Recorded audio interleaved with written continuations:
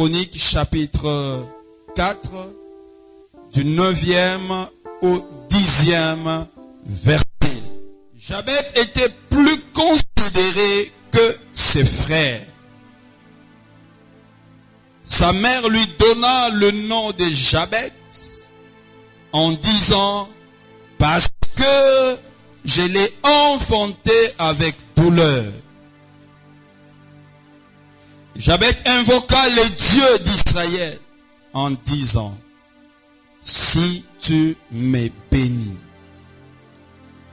et que tu étendes mes limites, si ta main est avec moi et si tu me préserves du malheur, sorte que je ne sois pas dans la souffrance. » Et Dieu accorda ce qu'il avait demandé. Que Dieu bénisse sa parole et nous acclamons pour la parole du Seigneur. J'aimerais entendre des acclamations. Acclamons pour la parole du Seigneur. Nous sommes dans notre grande thématique. Transformés pour les grands exploits. Métamorphosés pour les grands exploits. La source ou la généalogie de Jabez, où il est sorti. Jabez fait partie de la tribu de Juda. Jabez a pour arrière-grand-père David. Il a des Caleb de Hur. Il fait partie de cette génération. Ça veut dire qu'il n'était pas n'importe qui. Mais ce qui est curieux, Jabez va naître. Et quand Jabez naît, la Bible dit, sa mère lui donna le nom de Jabez. Parce que simplement, elle avait enfanté avec douleur. Et quand j'ai lu ce texte, je m'arrête toujours pour me poser la question de savoir quel genre de douleur qu'avait sa mère.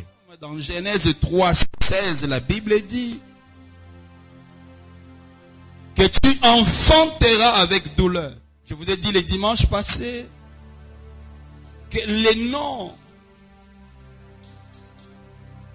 dans la coutume juive ou pour les Hébreux symbolisaient, identifiaient l'avenir, identifiaient ce que l'enfant devait être. Mais quand nous regardons la vie de Jabez, nous pouvons réaliser le type d'homme naturel. L'homme après la chute ne pouvait plus expérimenter le bonheur. L'homme après la chute était un homme qui était dans une dimension de malheur, d'angoisse, métamorphosé pour des exploits. Jabez était conscient de sa situation. Jabez a compris que cette affaire, même si c'est ma mère qui m'a donné ces noms, mais ce n'est pas elle qui est la source de tous les maux qui minent ma vie. Le mal n'a pas commencé avec ma mère, mais le mal a commencé dans le jardin. Je parle à quelqu'un ici. Le malheur a commencé le jour où l'homme a abandonné Dieu. Le malheur a commencé le jour où l'homme a voulu prendre son chemin, a voulu abandonner Dieu. C'est depuis ce jour-là que le malheur est entré dans la vie de l'homme. Voilà pourquoi il dit, je veux repartir à la source, afin de voir ma vie changer et transformer. C'est au travers de la prière que Jabez a vu sa vie transformée. De quitter de la souffrance, de la douleur, du malheur au bonheur. Alors Jabez va faire 4 requêtes à Dieu. Pourquoi Jabez va vers Dieu? C'est parce que Jabez s'est senti incapable. Il s'est senti limité. Il s'est vu qu'au travers de ses compétences, il n'a pas la capacité de voir ou de faire des exploits. Voilà pourquoi il va vers Dieu. disons avec Dieu, nous ferons des exploits. Nous voulons parler de ces 4 requêtes que notre bien-aimé Jabez s'est adressé à Dieu. Première requête, il dit, Seigneur, si tu me bénissais abondamment, si tu me bénis, pourquoi est-ce que Jabez commence sa prière en demandant la bénédiction? Si vous lisez Genèse chapitre 3, le verset 17, elle lui a dit, quand l'homme a mangé le fruit, quand l'homme a désobéi et accepté la voix de sa femme, la femme la voix du serpent, quand tu es venu, il a dit alors, parce que tu as fait cela. Dans Genèse 3, 17, ton sol sera maudit, tu as maudit la terre. Il a dit que le sol, quand tu planteras, le sol te donnera les ronces, les épines. Tu pourras planter ou semer beaucoup, tu vas moissonner peu. J'avais à invoquer les dieux d'Israël. Si tu me bénis, pourquoi? Parce que ma vie est sous la malédiction. Ma vie est sous la douleur et la souffrance. Mais je ne peux pas vivre toute ma vie dans la souffrance. La Bible dit, il y a un temps pour toutes les choses. Il y a un temps pour rire, il y a un temps pour pleurer. Il y a un temps pour se lamenter, il y a un temps pour danser. Dieu commence sa création par la nuit et non le jour. Pour dire, souvent nos vies commencent la nuit et non le matin. Est-ce que je parle à quelqu'un? Une nuit, ça veut dire que dans ta vie, tu peux passer des moments de nuit. Et les moments de nuit, c'est le moment où tu ne sais pas à qui où mettre les pieds. Tu ne sais pas à quel sens se vouer. Tu ne sais pas à qui te confier. La nuit, c'est le temps de confusion. La nuit, c'est le temps d'épreuve. La nuit, c'est le temps où on vit des moments compliqués et difficiles. Mais quelqu'un a dit, quelle que soit la longueur de la nuit, le jour finit toujours par apparaître. Je viens annoncer sur ta vie ce matin, si tu traverses des moments de nuit, laisse-moi te dire, le temps du matin, le temps des jours a sonné, et ce temps n'est plus loin, et je t'introduis dans cette saison au nom de Jésus.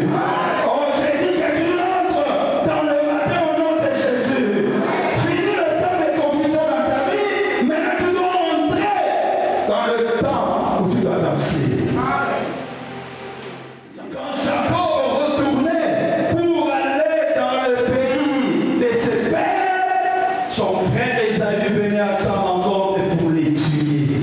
Et la Bible dit, Jacob, qu'est-ce qu'il va faire? Il va envoyer ses serviteurs, ses femmes, et il va rester seul avec Dieu. Et la Bible dit, pendant la nuit, il va prier. Pendant sa prière, la Bible dit, il va lutter avec l'ange de l'Éternel. Quelqu'un me donne un amen. L'ange de l'Éternel, voyant l'aurore, il va dire, libère-moi, je vais partir. Jacob lui a dit quelque chose. Si tu ne me bénis pas, je ne te laisserai point partir. Je parle à quelqu'un ici. Si tu ne me bénis pas, Jacob aussi avait compris que sa vie avait des problèmes parce qu'il y avait une malédiction. Et cette malédiction était liée à son nom, qui voulait dire usurpateur, menteur. Donne-moi un amen. Il dit, si tu me bénis, parce que si tu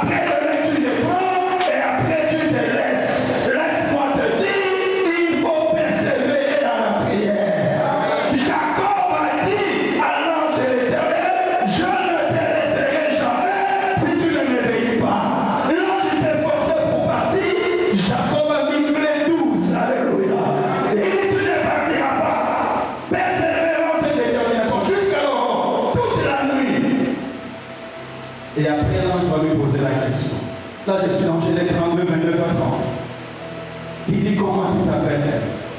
Il dit, je m'appelle Jacob. Et le verset 29, l'ange lui dit, on ne t'appellera plus Jacob, mais Israël. On ne t'appellera plus Jacob, mais Israël. Transformation totale. T'es usurpateur à un prince. Du voleur à un prince. Est-ce que je parle à quelqu'un ici? Quelle que soit ta vie passée, la prière peut transformer ta vie. On t'appellera plus Jacob, on t'appellera Israël. Quand tu as été fort contre Dieu et contre les hommes, tu l'as emporté. Jacob fit cette demande. Il dit, révèle-moi ton nom, je te prie. Mais il répondit, et pourquoi me demandes-tu mon nom? Et là, mais il le bénit. Et là, à ce même endroit, il a béni Jacob. Et quand Jacob sort de là, il n'était plus Jacob, mais c'était un prince. C'était un prince.